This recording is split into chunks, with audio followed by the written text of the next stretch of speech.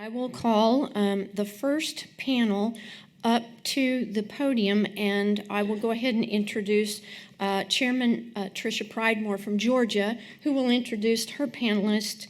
And when you take a look at her bio, I looked and saw you were a businesswoman with many, many talents, and that's why I see you're on all these task force and partnerships with NARUC. So that makes a lot of sense to me.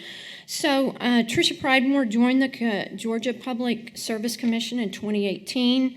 She serves as the NARUC liaison to the Wisconsin School of Public Utilities. She's on numerous other items.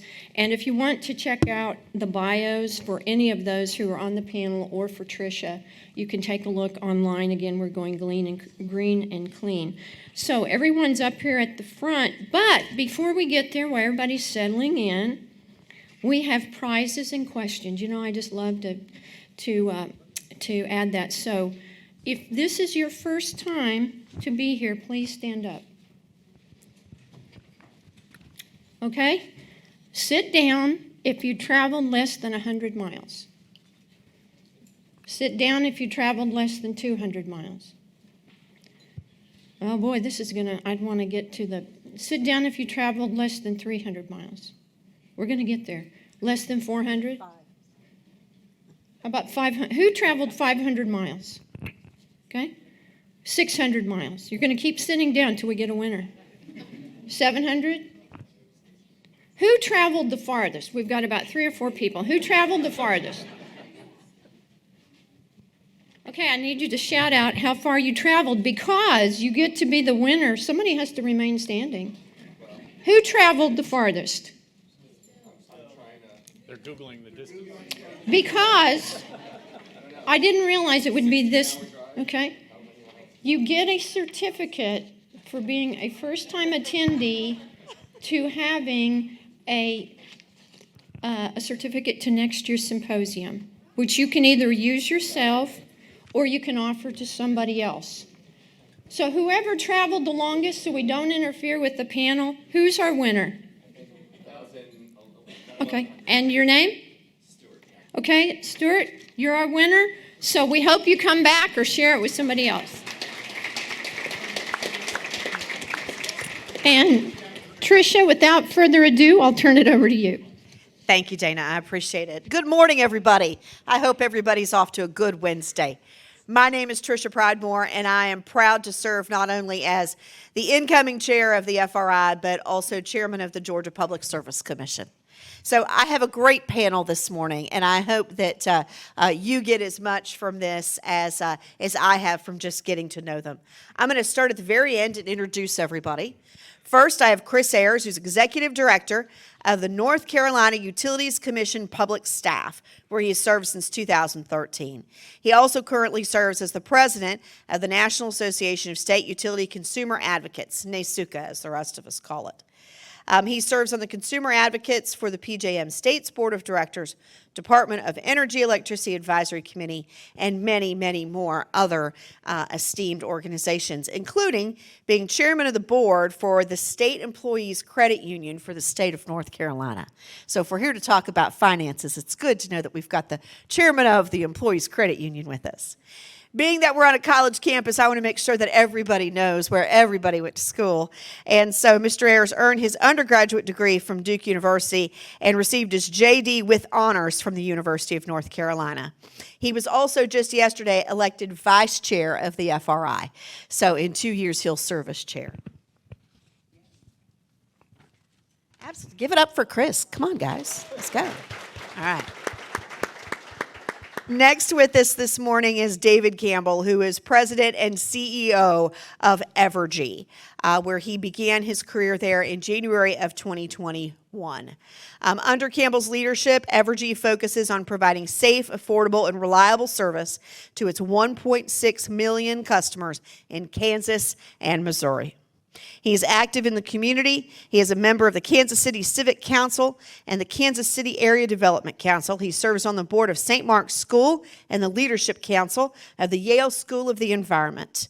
Campbell is a graduate of Yale University, Harvard Law School, and Oxford University, where he studied as a Rhodes Scholar. Give it up for David.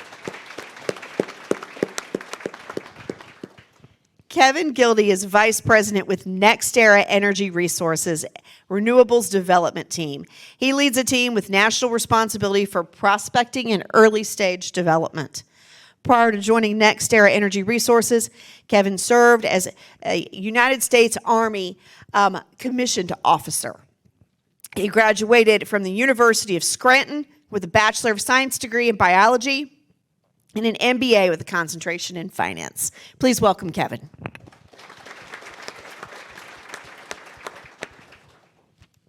And it's great this morning to serve with my friend, Commissioner Lozier. Richard Lozier was appointed to the Iowa Utilities Board and began his service May 1st of 2017 for a term that runs through April 30th of 2023.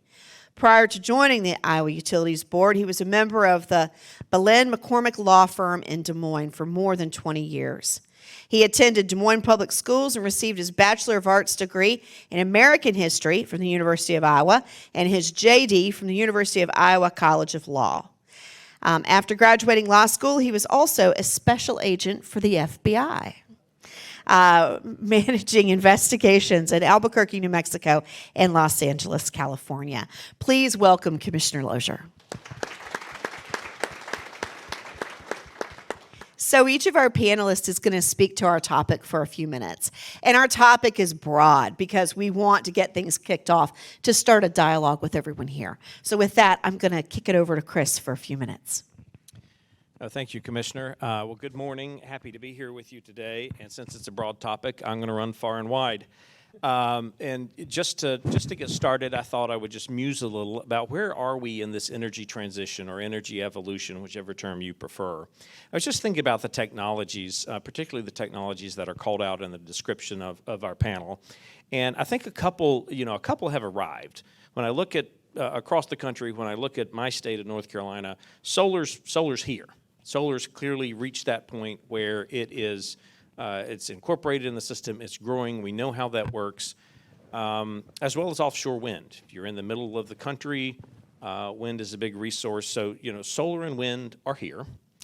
Natural gas continues to play a major role as a bridge fuel and in backstanding these assets. So these are, and we've got nuclear and our other resources, but solar and onshore wind are the two that particularly, I think, were budding technologies 10, 15 years ago, and so they've arrived. So then I start thinking, all right, well, there are a number of technologies that are still on the horizon that haven't yet arrived. And where are we on them, and how excited or unexcited am I as a consumer advocate when I think about these technologies? One of them is hydrogen. So we hear a lot about hydrogen. I've heard more about hydrogen in conferences and panels over the last year and a half to 2 years than I've heard, my previous career combined. And I think there's still a lot of unknowns out there about where does hydrogen fit. As a consumer advocate, I hear I fear the notion as we transition to, say, a hydrogen-based energy production, how many customers are going to have to wind up having to convert their appliances and their equipment at home? I also hear things about the hydrogen molecules being smaller, and therefore you can't just do a one-for-one with gas, so there's blending. There's a lot of questions about hydrogen technology. And so as a consumer advocate, as we explore these technologies, I want to make sure we get a little further down the road to understand how they work, both short-term and long-term, what the impact is going to be on customers before we throw a whole bunch of money at a technology that we haven't quite scaled. Same with small modular reactors. So again, hear a whole lot about SMRs, and I'm actually quite excited about SMRs in that prospect. I think that is the way to get to 100% carbon-free energy over a period of time in the future. But the technology is still in its infancy. I think the permitting and regulatory process is still in its infancy. And I think back to, I was at the Center for Public Utilities Emerging Issues Forum out in New Mexico back in 2016. And I remember a young woman, was a physicist, and I forget what institution she was from. She might have been from National Lab. And she talked to us about molten salt. And it was a fascinating presentation on molten salt SMRs. And I mean, I wanted to run down at the end of the session like an altar call because it was just that compelling. Well, it's now 2022. We're no closer to seeing, permitting, or constructing commercially available molten salt reactors than we were in 2016. The technology's there, but it's coming. The concept is there, but we haven't quite landed there yet. And the third that I talk about that falls in this bucket are batteries. So batteries are coming. We are seeing batteries grow, but figuring out the long-term storage, the long-duration storage issue is going to be critical. And so there's more money and investment to be put there. And then the one thing that I haven't mentioned that I'm sure we'll talk a lot about today is transmission. So as you build more solar, more wind, you've got to build more transmission. As you hook in more and more SMRs, as you put batteries on the system, we've got to have transmission to move the electrons. So all of that adds up to a lot of capital spend, a lot of money. And so as a consumer advocate, I can't sit up here without working affordability and upward pressure on rates into my talk. And that is one thing that I'm concerned about as I look at the technologies and look at, all right, when do we pull the trigger on these technologies? What's the right timing to make sure that R&D has taken place at the national labs within the private industry so that we're hitting that sweet spot before utilities start making significant investment that customers are going to have to pay for. Because I'll tell you this, affordability is an issue, and I see nothing but upward pressure on rates right now. Be that inflation, be that raw materials, be that the capital spend that I just talked about that's going to have to happen in order to transition us over the coming decades. And as affordability or willingness to pay, because some people can afford it, but there's an opportunity cost. Like, okay, I'm going to have to pay more for my energy bill or my water bill or something. That means I'm not spending money over here. They might can afford it, but they're having to make other decisions. Other folks just can't afford it. And as affordability becomes an issue, you're going to see public support for the energy transition, the energy evolution erode. And that's going to present a problem. And so I think we've got to be mindful of that as we are trying to find the optimal timing for these technologies. When do we expect the utilities to make the investment? And as we plan, North Carolina right now has a proceeding to get 70% carbon reduction by 2030 and net zero by 2050. We're trying to predict the future. When is technology going to be available and when it's not? So that's where the federal government, the IIJA and the IRA come in. And I frequently get called out when I say, there's free money out there, we need to go get it. And people are like, no, Chris, it's not free. I get that. Maybe a better way to say it is it's already paid for. It's there. Taxpayers, you and me, have already paid for this money. And so we need, on behalf of our customers, to be taking advantage of that money, plowing it into our utilities, and figuring out how that we get it. So I think there's some questions, and I hope that this panel helps illuminate some of it, is how do we go get that money? And figure out how we can incentivize utilities to go out, pursue the money, and then incorporate it into their capital spend. I mean, let's be frank, there is a disincentive for a utility to go out and get IIJA money or IRA money, because that's, if you're in a jurisdiction where you make money based upon your capital spend and a return on that, that's going to erode your investment and your return. I get that. So how do we navigate that? How do we incentivize the utilities that are in that regulatory framework to pursue that money? I think we also have to acknowledge that while it's a lot of money, billions of dollars is a lot of money, it is still a drop in the bucket. So I believe there's about $2 billion allocated for transmission construction in the bill. And I think North Carolina needs about $10 billion of transmission just to get to our carbon reduction goals over the next 20 years. So, and if that's just one state, I know some of those numbers are higher or smaller across the rest of the country. I also think that the money is not simply the only problem. It's also a question of permitting. How do we move some of these, be it SMRs or siding transmission lines, how do we move these things through through the process, because you can have the money there, but if it takes 5 years to get through some regulatory process, you're going to find it more difficult to meet.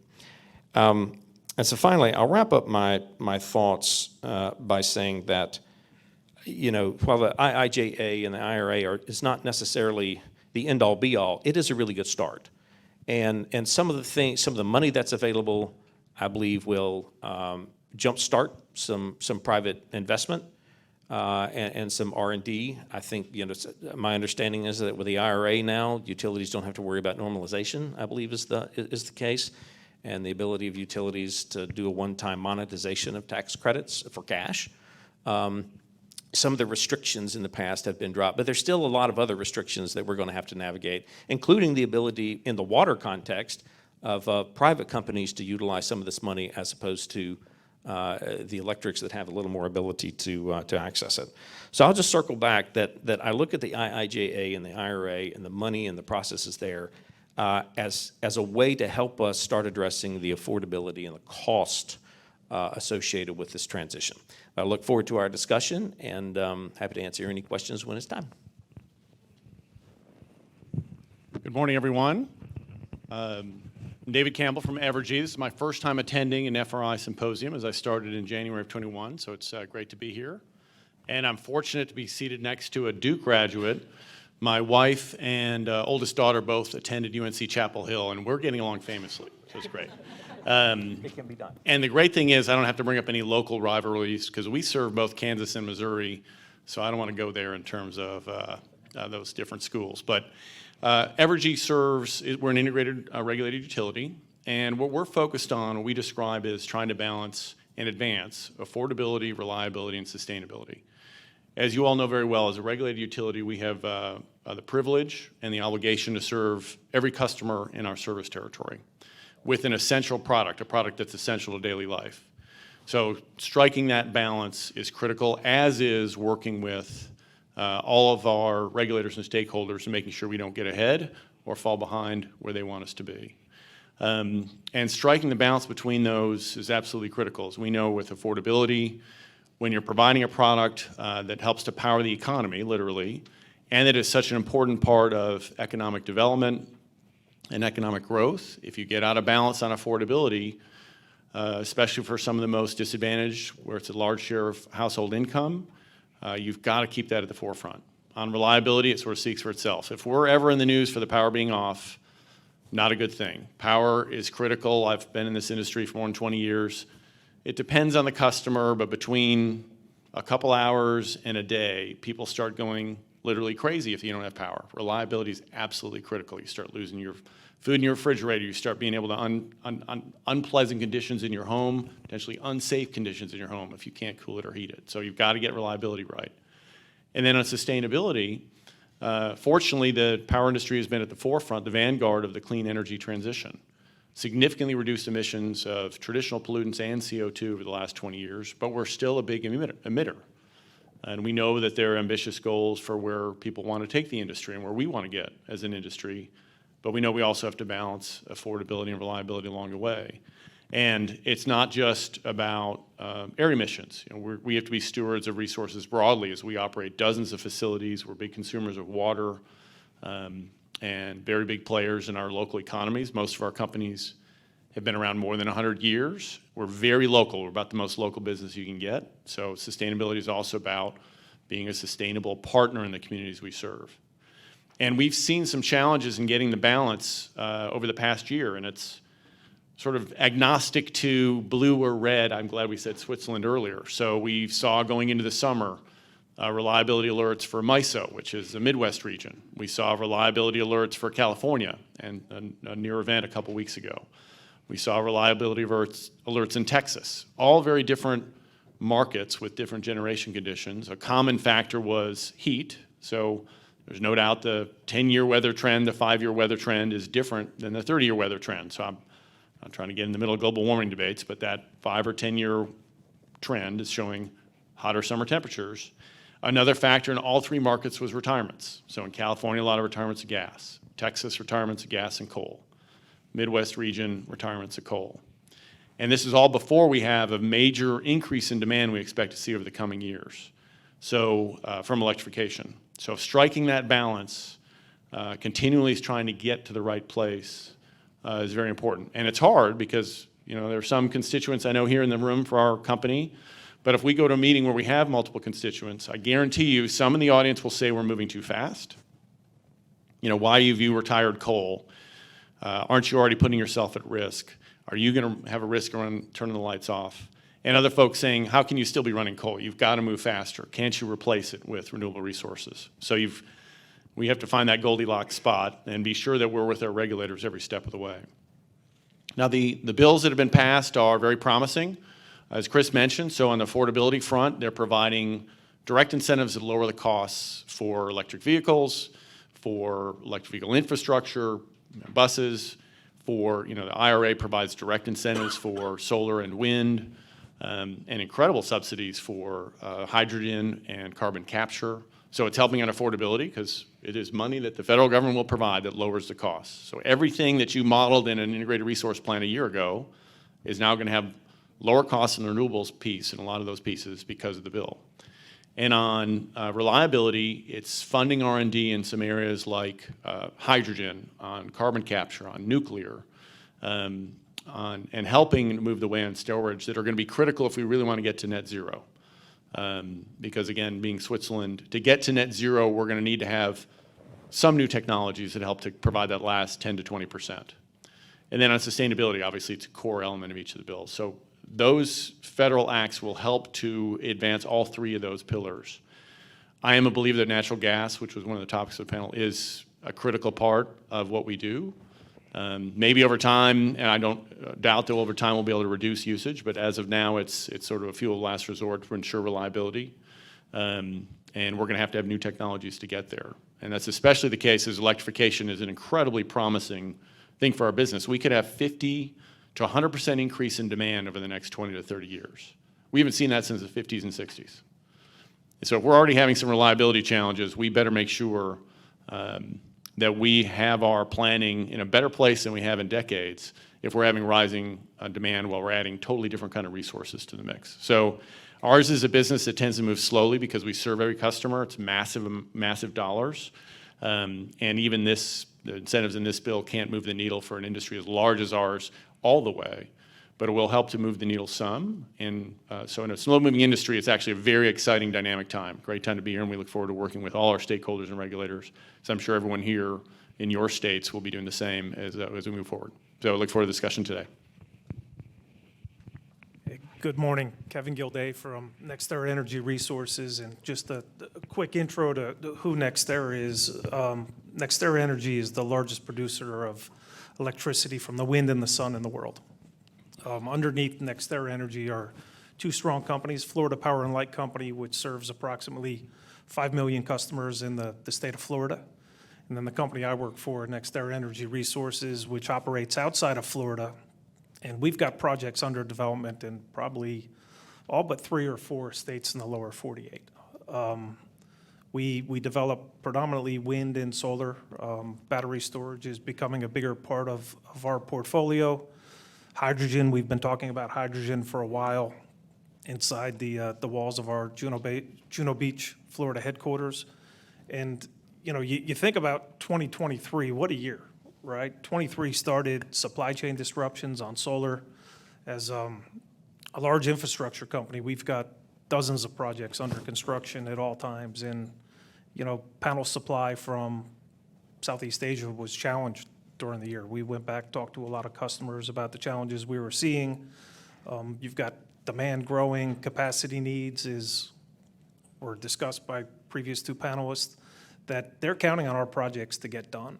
And when you've got contracts for panels to come in and there's government action, there was an anti-dumping countervailing duties claim made that the Department of Commerce picked up and investigated, and it's still ongoing.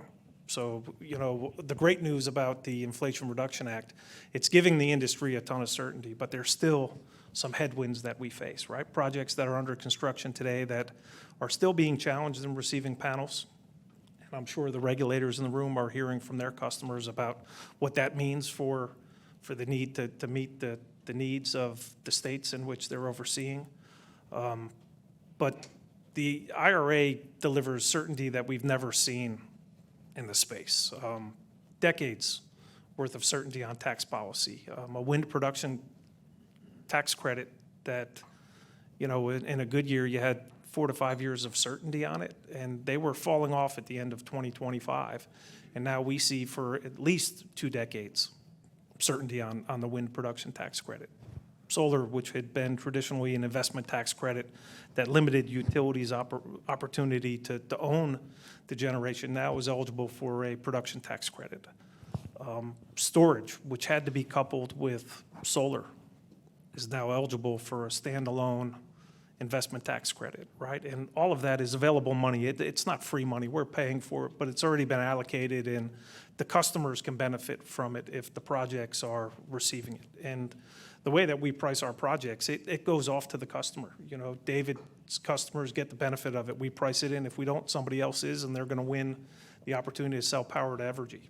So it is a great thing for customers, and it's the nation really subsidizing the electricity sector to clean things up. And that's the message that's coming from our leaders in D.C. You know, other challenges we have, the bill was pretty silent to transmission, right? And Commissioner Ayres mentioned what North Carolina needs. You know, take that and multiply that times 50, right? Investment in transmission is critical to allow the further deployment of renewables and able to meet the growing demand that's been talked about. Local permitting has been a challenge as well, right? You think about the opportunity over the next 20 years to deploy renewables, and how do you do that when you've got a direction coming from our nation's capital? You've got state capitals saying, hey, this is important to us as we want to remove carbon from our electric generation, but then you've got the locals saying, no, not here. So it's something that we need to think about. It's something that we've been seeing increasing pressure from over the last 4 or 5 years, and it's something that we need to take seriously. And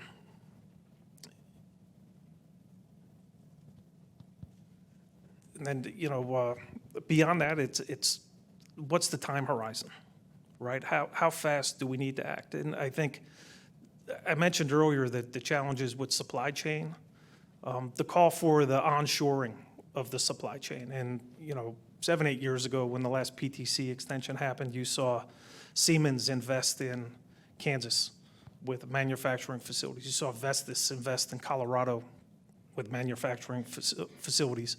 I think that the manufacturing credits that are available in these bills, you're going to see something similar happen. There's certainty, and when there's certainty, you see dollars deployed into R&D. And, you know, Commissioner Ayres, you mentioned hydrogen, and is it a proven technology yet? And what are the secondary and tertiary effects of putting hydrogen into the fleet? There's time to figure that out, but you know, you've got commitment from DC, you've got the tax credits that's going to drive business to put money into it. We've got pilot projects that are going on in Florida. I think that's one of the great things about having Florida Power and Light as part of the company is we've got a opportunity to do small-scale projects, and we do small-scale projects outside of Florida too. Battery storage, over 10 years ago, the company invested a few $1 million just doing R&D pilot projects across the country and within Florida to see how batteries could help. And storage is really going to be what it takes to go the last mile on decarbonizing the electricity sector. And I was talking with one of the panelists before we started. I think of hydrogen as storage. You can take clean renewables, you can generate clean fuel that can run a gas turbine if you can, not a gas turbine, hydrogen turbine, but a converted turbine to produce power when it's needed. Whereas without storage, you're at the mercy of the wind, you're at the mercy of the sun. And it's not just a solar, wind, hydrogen. There's a place for all the other fuels. It's all of the above that's going to make it work, and it's going to take time.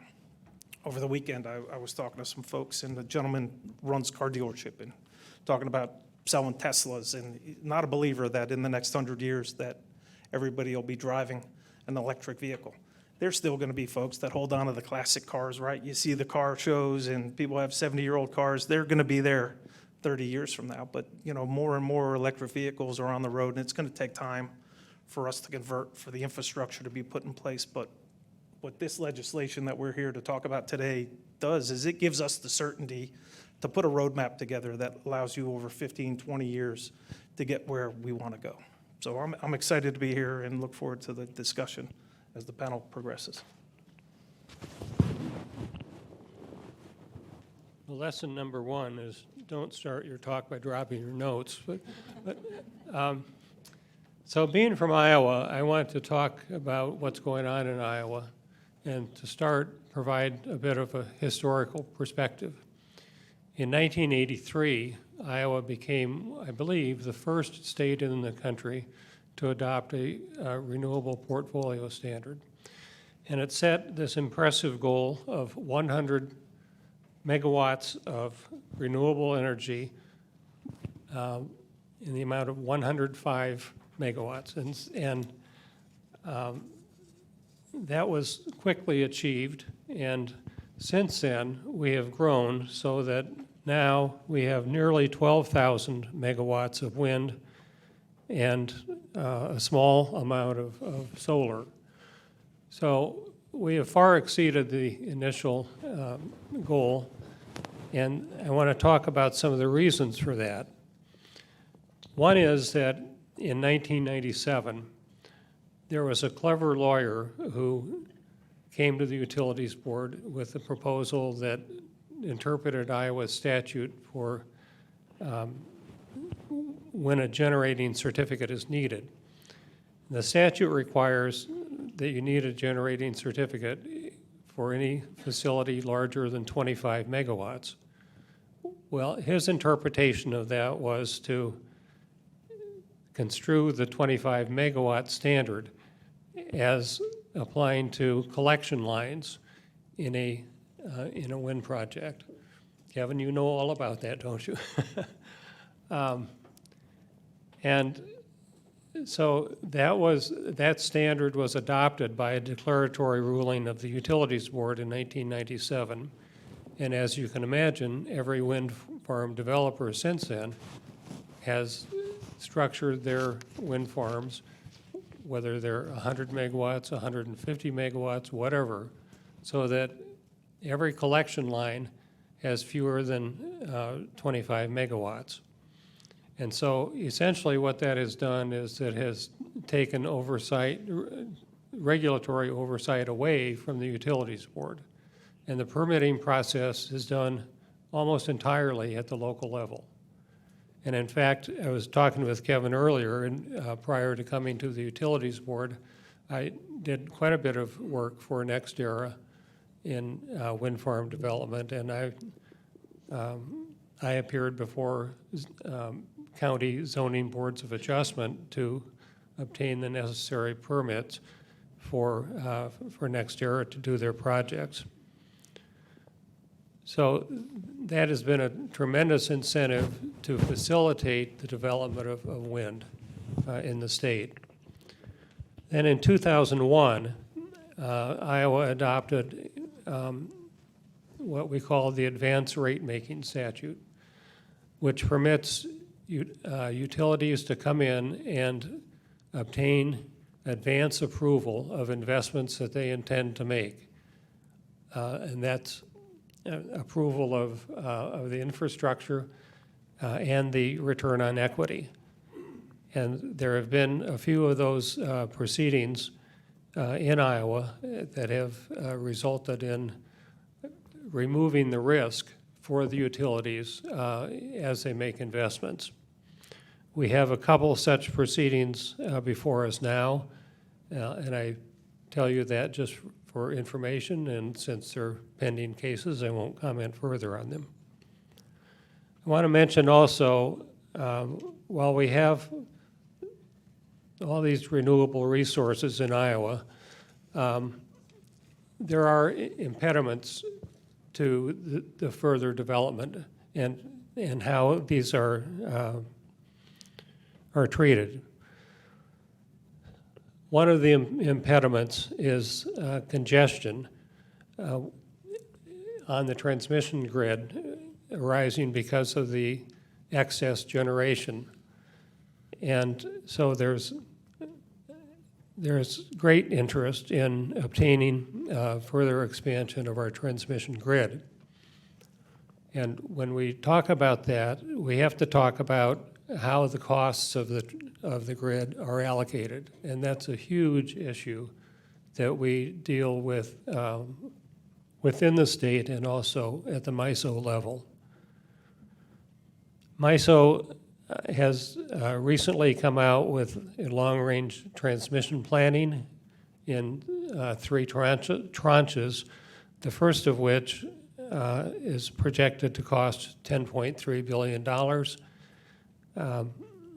And it includes several projects in Iowa which are needed if we're going to continue to expand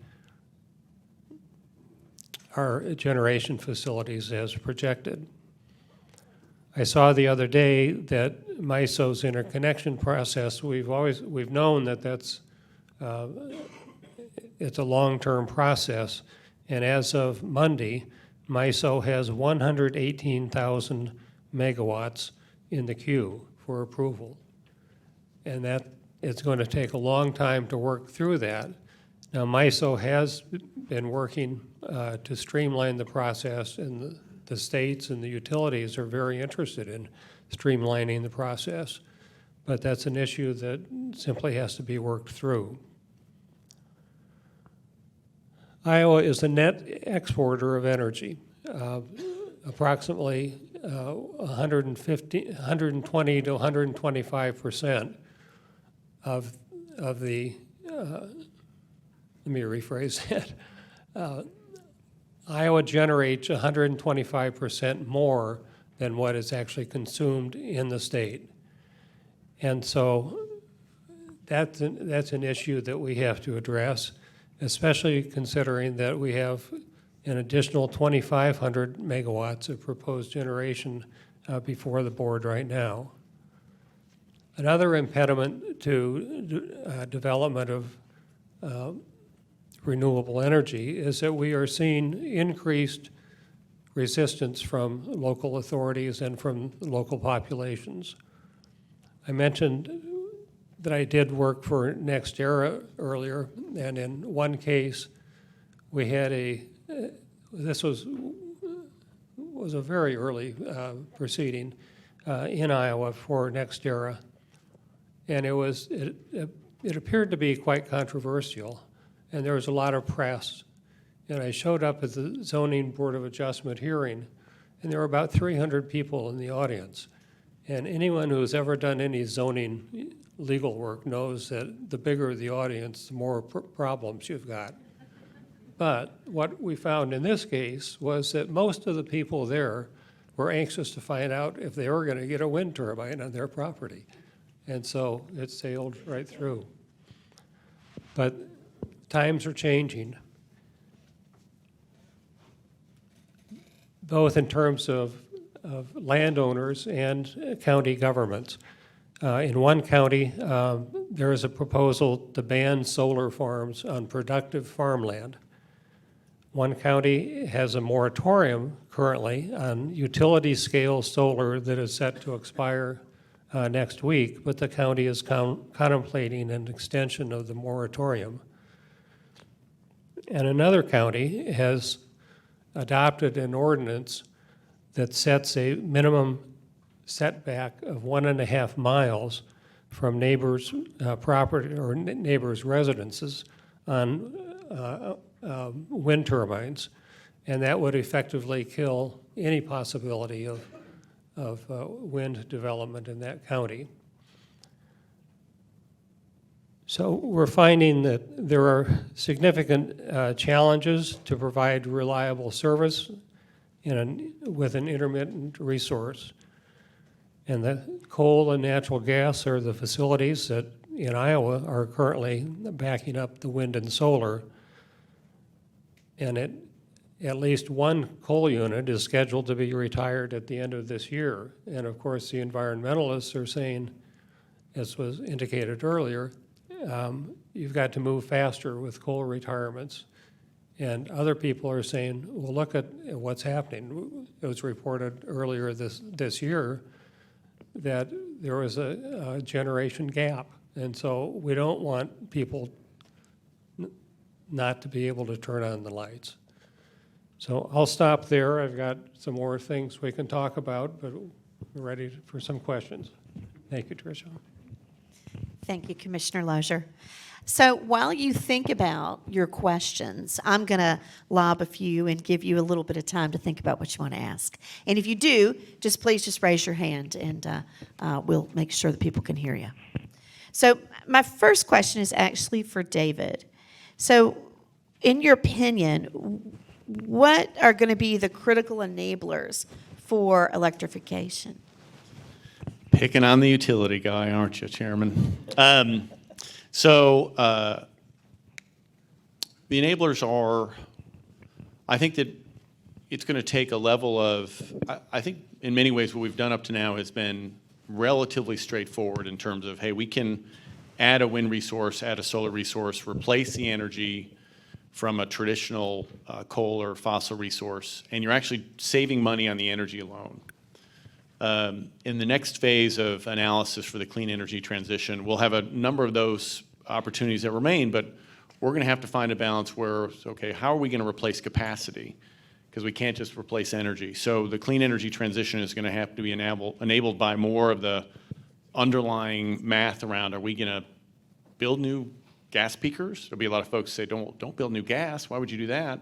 But if you take out capacity, or if you're growing because of electrification, you can't only serve it with wind and solar. You're going to have long duration storage, some other mechanism. So the clean energy transition is going to have to work through that piece of the equation. It's going to get more and more complicated. We're starting to see in our region, we've been blessed with excess reserve margins, but that's getting a lot tighter.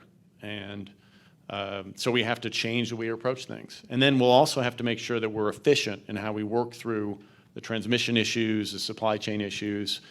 I think every utility, and we tend to work as a herd, for better or worse, so we're all going to say, hey, the IRA's here, pandemic's over, hopefully the supply chain issue is past us, so we're all going to issue RFPs at the same time for unprecedented amounts. Well, that unprecedented spike in demand is going to have some impacts and maybe have some more constrained supply. So we'll have to be sensible about how we approach it.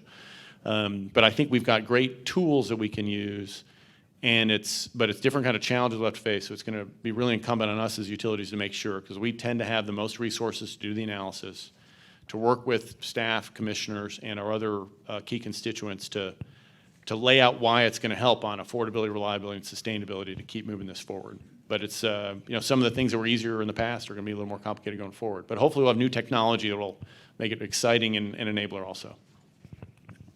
That's great. Thank you. Any questions? Y'all don't be shy now. Come on. Okay. I've got one for Chris. So how should we think about allocating risk between utilities and customers as we navigate this energy transition? Ooh, I like that question. So I, big surprise, believe that utilities need to carry a chunk of that risk until technology is actually implemented and providing service to customers. I mean, I don't think as we navigate the energy transition that we can abandon the concepts of used and useful and reasonable and prudent investment. And so asking ratepayers, I got asked a question at NARUC back in July on a panel. I said, well, why do consumer advocates oppose utilities doing R&D and putting R&D in rates? And the argument was, if we don't get it from customers, we have to go get a bunch of money from somewhere else. So, well, it's that bunch of money that is the problem. And so the private sector industry does a great job of innovating. And they're rewarded for that innovation. It's just the free market. Customers, on the other hand, tend to be captive. And so asking customers to bear more than an appropriate amount of the risk, and I'm not saying customers shouldn't bear any risk, but asking customers to bear the risk of R&D and investment like that when we don't know if any given technology that we're exploring is actually going to work or not, whether it's going to be scalable, whether or not it's going to become used and useful. In a time where there is nothing but upward pressure on rates, really makes me nervous. So I want to see the utilities carrying more of the risk, and it will force the utilities, I think, to be a little more thoughtful, a little more strategic in terms of, all right, when are we pulling the trigger on some of these technologies? Is our modeling, is our planning on solid grounds? It also pulls the regulators, consumer advocates into it, say, all right, let's have a solid plan so that we know what the risk is and that we can allocate it accordingly. Because right now, everyone's got a plan. Every state's got a plan, municipalities got a plan, utilities have a plan, the federal government has a plan, everybody has a plan. There's a lot of overlapping, there's a lot of inefficiencies, and the best way, I think, to limit our risk and then have a frank conversation about the appropriate allocation is we all get on the same page with what is it that we need to do and what's the least cost way of getting there. Commissioner Lozier, to follow on to Chris's answer to that question, where do you see the regulator's role in brokering the costs of this clean energy transition? Well, regulators are required to balance the interests of all parties and to reach a reasonable solution. And that's, as you know, very challenging.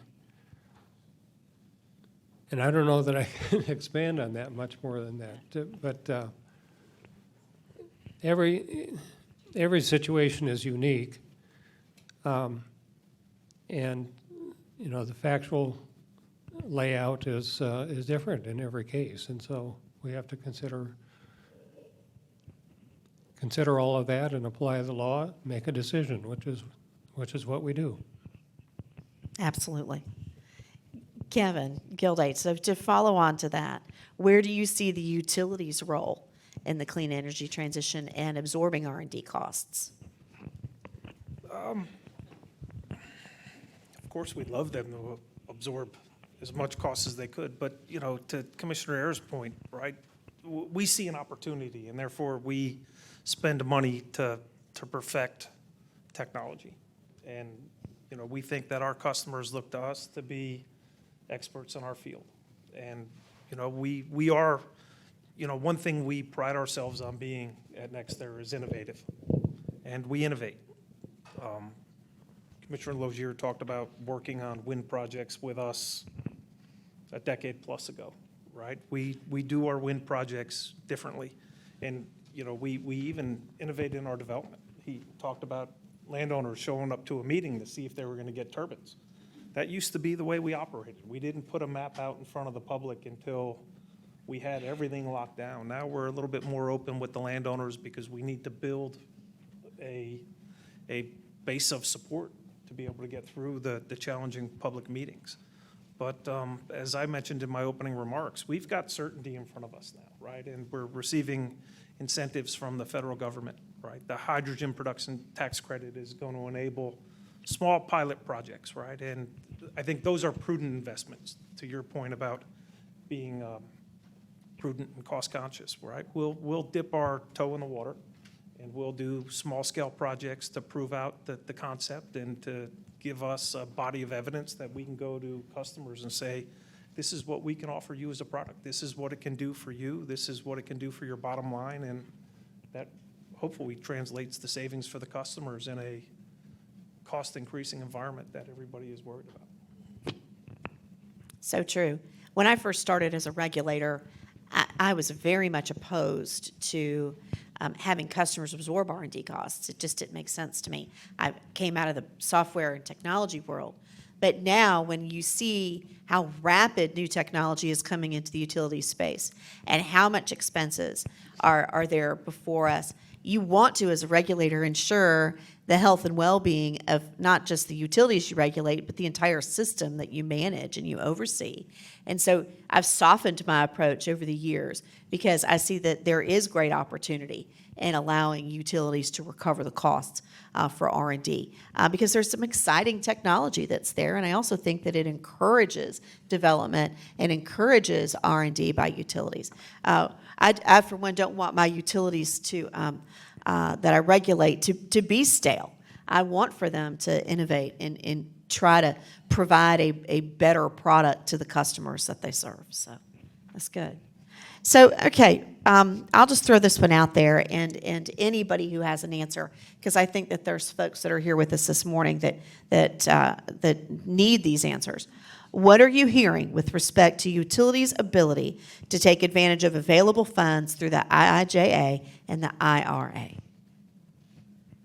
Any examples of utilities, either that you regulate or that you work for or that you're familiar with, that are taking advantage of these new federal funds available?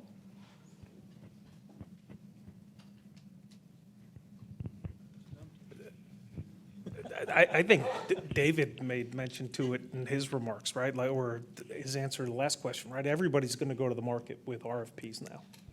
And, you know, I'm aware of a bunch that are already underway, and they're not slowing down. They're not stopping to look and say, okay, hey, what does this mean to me? What can I own?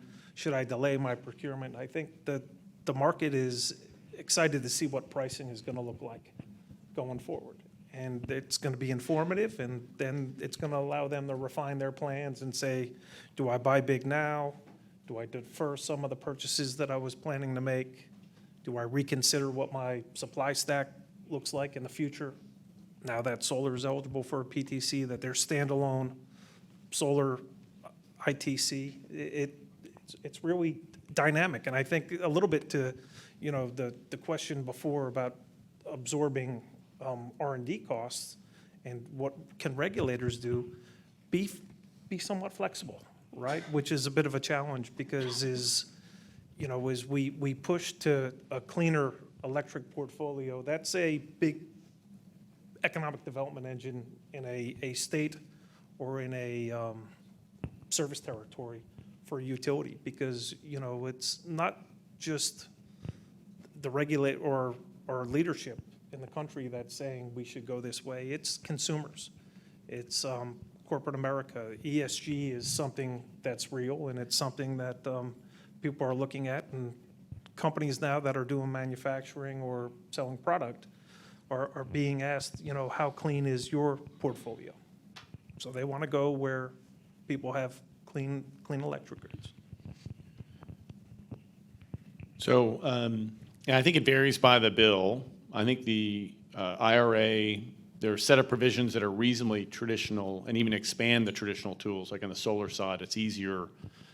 It's not, you don't have to go through as many hoops on tax equity, for example, for a number of players. So I think in the IRA, companies are already mobilizing for how they can take advantage of the portions of the bill that are follow a pretty traditional model in terms of tax credits. The Infrastructure Act, the IIJA, is a little more complicated for a lot of the programs, as you all know. So what we're striving to do is work with our states, because a lot of them require joint applications or an application from the state. It's not always utilities that are eligible. Some programs utilities are, but for many of them utilities aren't. To identify ways that how can we apply, how do we meet all the requirements, because there's some very specific requirements for the application. So I think concerted effort between different companies and state agencies is important for the IIJA, depending on the program. And then some elements of both bills are more on the R&D side, and that one's more interesting for the discussion we had earlier. So this is probably a terrible analogy. So I try to be aware of things. 15 years ago, I'd never heard of sriracha. I don't know about all of you. And then now sriracha's in everything. There's even a Chick-fil-A sauce that has sriracha. So hydrogen is something that 10 years ago, none of us were talking about hydrogen. At least, not really. And now hydrogen is in every discussion. But unlike sriracha, hydrogen isn't really used for almost anything yet. So we have to be more thoughtful. There's a massive incentive for hydrogen, a really game-changing cost incentive. There's a game-changing cost incentive for carbon capture, but for those, accessing those and thinking about how to do them, you have to draw that balance in R&D. Everything in our space tends to take a lot of capital to advance R&D to scale. So I think there are some delicate balances. But you look at different portions of the act, and there's some things companies will do on their own, some things you really want to partner with the states, and then some others it's, you've got to have a thoughtful balance. Go ahead, Chris. I've heard across the spectrum, some folks, specific programs, yep, we're going after that. Others, other utilities I've heard kind of hedged, well, there's a lot of strings attached. We've got issues with co-owning transmission lines with DOE or something like that. On the water side, which we haven't talked much about, I hear that a lot of that is skewed towards either because of the way the bill's written or because the way local rules are written, they're skewed towards municipal systems and public systems. So your private water companies are having trouble accessing it. North Carolina, apparently it's weighted such that if you're a municipality, you get extra points. And so the private folks fall down to the bottom, even though in many cases they're the ones that need the funds in order to replace or repair failing systems. One interesting idea, we did it in North Carolina, Michigan has done it, a couple of other states as well, and so I just throw it out there to you, is our commission opened a docket on the IIJA, and hopefully they'll ask for comments on IRA as well, and that was putting out to the utility and the other interested interveners, hey, tell us what's relevant in this bill, and tell us what you're going to be looking at, so that the commission has some sort of a barometer in terms of what's out there and what people are looking at. So that proved to be a very beneficial, wasn't a hearing or anything like that. It was all written comments back and forth, but it was really enlightening to see who thought what was available and the likelihood of their ability to go out and get it. I was really trying to get us to a water subject, and getting from sriracha to water, Chris just did it for me. Great work. Go ahead, That's Commissioner. an easy transition, but I was just going to say that with respect to the IRA, I think that's new enough that at my level as a regulator, I haven't seen any specific project that is designed to take advantage of the IRA. But obviously, what a feature of the IRA is that it should reduce costs to the utility, and hopefully that reduction in costs will be passed through to ratepayers. So we'll wait and see. I've got a question in the back. Go ahead, Mike. So we have two questions from online. This first is directed to Kevin. What is the anticipated timeline for battery storage technology to catch up with long-term storage needs to hit zero carbon targets? Unfortunately, batteries are caught up with supply chain challenges, as I talked about solar panels, lithium, right? Lithium's an important component to batteries, and supply has been challenged. So it's, building enough supply to be able to meet the really insatiable demand that exists for it, right? Just in EVs, and the utility sector has benefited a lot from the R&D that's been done for electric vehicles. But there's more to be done, and it's the long duration battery storage that we really need. So the ITC for standalone storage is going to help propel that. But there are solutions that exist today that are feasible, but it's going to take a little bit of time, right? And I don't think it's decades. I think it's years that you're going to see long duration battery storage opportunities that really help get us where we need to be and shifting the load. Second question, what is the best way, and this is to anyone who would like to answer, what is the best way to tier DER, microgrids, EV and EV charging, and other carbon neutral initiatives into a more unified approach versus separate focus on, project, swim lanes is the language of the question. So what's the best way to put these pieces together in a more holistic way instead of thinking of them each individually? List the pieces again for us, Mike. DER, microgrids, EV and EV charging. I wish I knew. That's a very challenging question, and it's something that we explore. And one of the problems that we face is that it's difficult for us to develop an overall standard when we take cases one at a time. And So, you know, that's something that might be developed through a rulemaking, which we haven't done. And I don't know that we have any plans to do. But if someone has an answer to that, I'd like to hear it. Thank you. So maybe this is more of a process answer than a substantive one, but I think to energy efficiency and how much we've learned on energy efficiency in the past few decades. And I think we started on the energy efficiency journey, you know, light bulbs were maybe first, but I think we've all learned what programs are most cost-effective, most efficient in terms of dollars deployed versus efficiency gained. And that's been through a lot of experimentation, learnings across different jurisdictions, where we've collectively as an industry learned a lot. That's one advantage of being such a large industry and with a lot of different utilities and municipalities and state rules. I think the same thing will likely happen with DER and with microgrids, where we've had some level of learning, but we're going to continue to learn. So I think the process of probably we need to be adaptable and flexible as we learn along the way, and as different jurisdictions will want to look, as we always do, it's a copycat league, see what's been most effective in other places and go from there. EVs will be, they sort of fit in and they don't in a way, right? It'll probably be a big source of incremental demand before it's a source of, you know, eventually we may be plugging in our cars and serving the grid with them, but over the near term, it may be more of, please don't plug in your car because we need to conserve energy. But I do think the experimentation, the learning, the process will help us to get the right set of rules. So we'll want to be adaptable and flexible as we roll these out at scale. I think the question underscores the need for comprehensive planning. For so long, we've planned generation, we've planned transmission over here. We really, a lot of states just really haven't thought about distribution. Comprehensive planning addresses this. I think also, you know, that helps you incorporate DER. Where do they make sense on the system? Where do they provide least cost energy?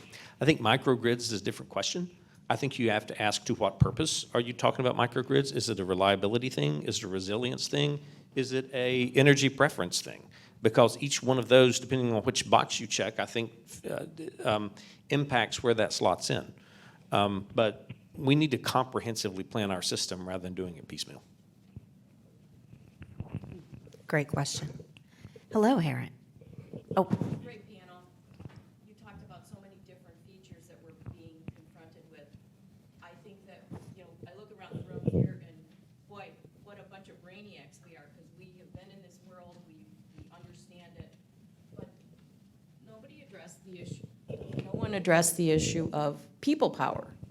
And how are we going to develop the talent like we have on the stage here that can like get us to the next place in the road? And are there thought processes going on in your commissions? I know at our commission in Illinois, it's like drinking out of a fire hose. We're losing people that are the, you know, experts in the field. So is there a thought or plans or programs? And if there isn't, shame on you. But could someone address that? Because, you know, the technology and all that, but you still have to have people kind of driving the car, even if it is an EV. Aaron, in Des Moines, we have established a relationship with the Drake University Law School. And so we have student interns come in and work with us during the school year, and we've been successful in hiring some people who go through that process after they graduate. And we also have a relationship with Iowa State University, which is up the road in Ames, to get some of their student talent and develop that. And we're exploring a kind of a broader relationship with Iowa State in that respect. For some years, we've been investing with educational institutions to make sure that we have the workforce we need to maintain the equipment that we build. Wind tech programs, there are numerous wind tech programs across the country that we've got advisory board spots that we take the students and provide them internships during the summer with the intent of hiring them back. We're doing the same thing on the solar side. But even the labor to construct the projects, right, is become a challenge. And as you sit and look at how much renewables are going to be built over the next couple of years. You ask a good question, right? Is the labor force there to do the construction, but then is there the skill set to maintain it, right? And that's important to us. We're going to continue to invest in the programs that we partner with. And, even have talk within the team that I'm a part of is we go to grow the next generation of developers, right? Do we want to set up a little school of our own so that we have the talent necessary to do what we expect to do over the coming years? Worthy of its own panel. As we all, I know President Biden was in trouble. I don't know whether the pandemic's over or not. But as we emerge from the pandemic, one thing that doesn't seem to be ending is a talent challenge. That in certain areas of probably every business, every entity, IT, accounting, some technical areas, there are shortages. Line workers are shortage, basically a very tight supply all across the country. So you have to have a targeted approach for how you're going to develop talent over the near term and long term. I think the general industry employment base is going to change because we're moving away from, just take coal for an example. If you look at the number of people employed in coal and coal mining, the whole supply chain 20 years ago, it's much, much smaller, and we're replacing it with wind and solar and gas with much smaller headcount. So we're evolving in our needs, but it's definitely an area that requires investment in long-term planning and comprehensive planning because it's a pinch point. And that hopefully is a near-term issue, but it's going to be a long-term one that we all have to address. We've got a question in the back. Thank you. Started to touch on it, David, energy efficiency. Was curious in terms of even talking about DERs and EVs, and talking about sustainability, affordability, and reliability. Doesn't shaping the demand curve in a big way help with all of those as we try to transition, as we build in more of these renewable resources and storage? I'm just thinking that we're still underestimating the role of the customer in helping to shape the demand curve, fill in the valleys, lower peaks, and so on. So could you talk a little bit about how we build in the customer's demand and the demand curve to be part of the solution, and the amount of money in IRA to help do that too? So it's a question from Ashok Gupta, one of the most knowledgeable people about energy efficiency in our country. So it's kind of a trap trying to answer the question from the expert about your area of expertise. So acknowledging the trap I'm about to step into, clearly the demand side is a critical piece. We've had unseasonal heat in our service territory. So the demand side, we had, I think it was 60, we were looking at the numbers earlier, 60 megawatts 2 days ago and 100 megawatts yesterday. About a third of it from thermostats and 2/3 from business applications. And that's just in a near-term situation. The demand side is critical. I've seen it in operation in competitive markets as well as regulated markets. You have to work with regulators and stakeholders to make sure you've got programs that are well designed, but it is absolutely an important piece of the puzzle, and customers tend to get it, especially in solving for peaks. In the energy efficiency and many elements in the past was looking at peaks. I think that may change a little bit as we have a different kind of grid, but it absolutely is a critical piece of the equation. As I said, there's a lot we can learn from programs across the country in terms of what works, what matches customer behavior, and if you give customers choices, it tends to work well. We've got a question in the center. Yeah, hi. Just a question really from a customer expectation perspective. Certainly this winter, geopolitical issues are driving, fuel costs up and electricity and gas prices up probably 20 to 30% we'll see this winter. And then layer on top of that, right, if we did nothing differently, financing costs are increasing. Equity costs, returns are likely to start increasing. And then we're looking to invest more in the infrastructure as well. So that's all going to drive costs up and up. My question is maybe to the regulators or maybe to Chris from the Consumer Advocate, how do we prepare customers? What do we do to educate customers to that this is coming, that it's really not avoidable, right? Many of the issues are beyond our industry, but they're impacting our industry and ultimately the customer's bill. At the Utilities Board, we have been formulating plans for press releases for that very purpose. And if we haven't done so already, we will be issuing press releases along those lines. But I'm afraid that what you say is exactly right, that costs are going to go up, especially this winter. And also, I find that our utilities are cautioning customers to be prepared for the eventual price increases. Chris? Customer education is a challenge. I have commented that I would love to have a master mailing list that I can send to all customers from each utility and provide them the information that I think they need, they want, would be helpful or whatever. I don't have access to that, though. The direct line to the customer is through the utility. And I'll just be frank here, a lot of customers don't trust their utility. A lot of customers don't trust their governmental institutions these days, and that's from one end of the spectrum to the other. And so it's not just about customer education. It's about reestablishing the trust so that when you provide that information, the customer says, all right, I don't believe you're doing this to gouge me or to try and make your profits or whatever at my expense. All right, this really is the situation we face in the world, in the climate, whatever you want to say, and this is the path that we've got to take to get there. And then trust customers to ingest that and then understand that and then act accordingly. But we've got a trust problem right now with so many customers and so much of the public, and I think you've got to stop there, or else what information you provide them is going to be is not necessarily going to that's not going to shake out the way that you think. I will tell you the final thing is giving customers more information about their bill, their usage, their data, so that they can see for themselves, all right, here's how my behavior is driving this. That is a great first step. And so for those of you that have done that, I applaud that and encourage you as utilities to think about how you can get more information, more data to customers. That's the first step. I know that Mike has another question from online, but we are running out of time. So what we could probably do is get their question answered just individually once we wrap up.